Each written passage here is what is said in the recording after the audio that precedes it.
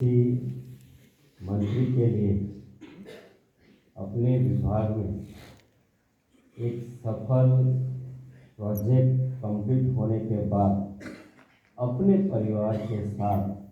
अपनी खुशी शेयर करने का ऐसा अवसर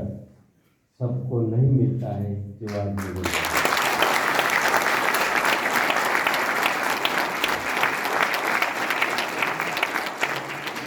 आज हम सब बड़े प्रसन्न हैं। हम सब ये जो खुशी के पल है या कुछ अचीवमेंट जो हमारे बीच हमने शेयर किया, इन सबको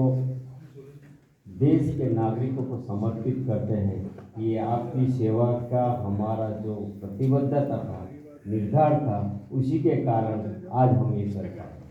ये विभाग के कमिटमेंट था जनता के प्रति, देश के प्रति। वैसे भी हमारे देश में पिछले 10 साल से देश के यशस्वी एवं तपस्वी माननीय प्रधानमंत्री जी के नेतृत्व में, हमारे डायनेमिक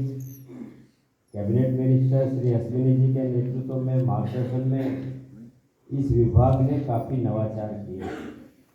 और आदरणीय मोदी जी तो हमेशा ये आग्रह करते हैं कि हर विभाग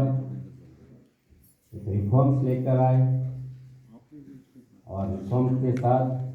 परफॉर्म करे और अपने विभाग को, अपनी जो कार्यशैली है, अपना जो कार्य का क्षेत्र है,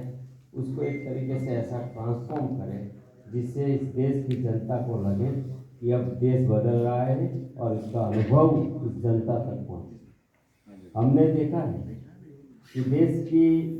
इस बदलती समय के साथ हर जनता की,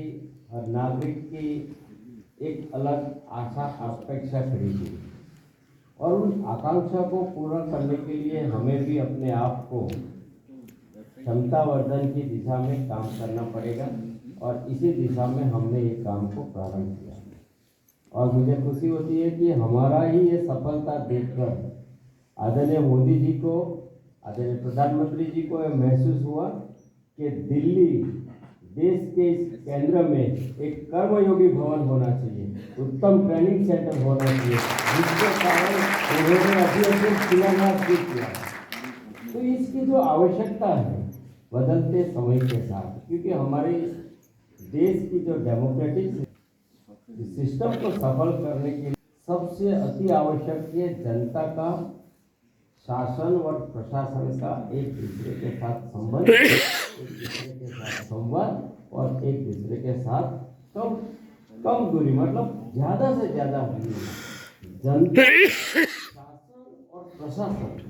जितना एक दूसरे से नज़दीक आएंगे उतनी ये डेमोक्रेसी सफल होगी। और डेमोक्रेसी को सफल करने के लिए आदरणीय मोदी जी जिस तरीके से हम सबको मार्गदर्शन करते हैं, उनका हमेशा एक कहना भी हमें बड़े संकल्प के साथ काम कर रहे हैं देश में। इस देश में आने वाले समय में जब ये देश अपना शताब्दी वर्ष मनाए, अपना 2047 में ये जो शताब्दी वर्ष मनाए,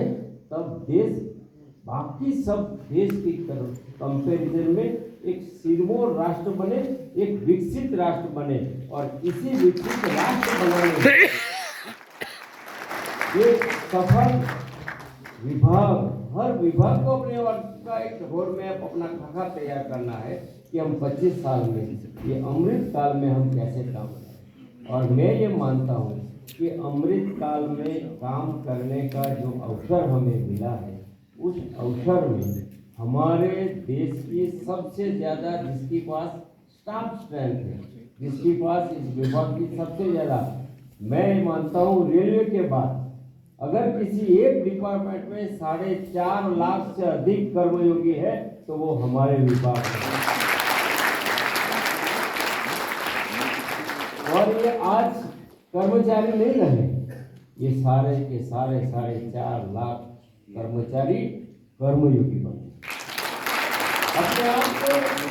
देश और जनता के प्रति समर्पित करने के लिए एक नए ट्रेनिंग के साथ अपने देश हित में काम करने में लगे।